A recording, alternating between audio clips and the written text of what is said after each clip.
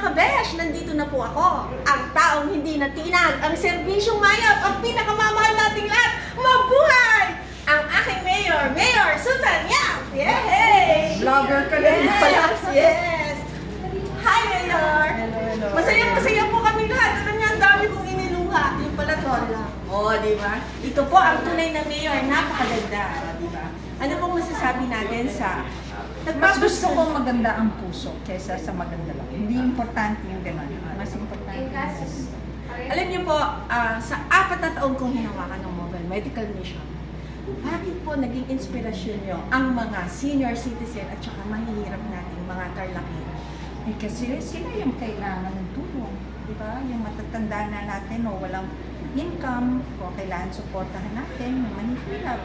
Dahil kailangan magbigay tayo ng oportunidad o equal opportunity para sa Yes, talaga po. Mula, alam niyo po, siya po yung ina ng probinsya. At talagang ako po ay nagpapasalamat sa inyo. Kasi kahit po ako yung coordinator lang, ramdam ko po talaga ang pagmamahal niyo sa mga Tarlakenyo. Naiiyak ako. Naiiyak ako kasi talagang naramdaman ko talaga ay vlogger na rin pala ito si Arlina. Maraming salamat po. Hindi ko na po ubusin ang inyong panahon. But thank you so much for your support. Bakit hindi kayo sumusuko sa buhay?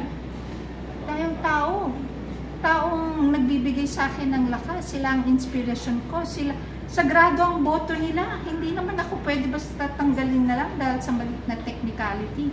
Mas importante, sabi ka ng Korte Suprema, ang boses ng tao. Dahil tao ang una. Thank you so much. Thank you so much. Thank you so much. Mabuhay po kayo.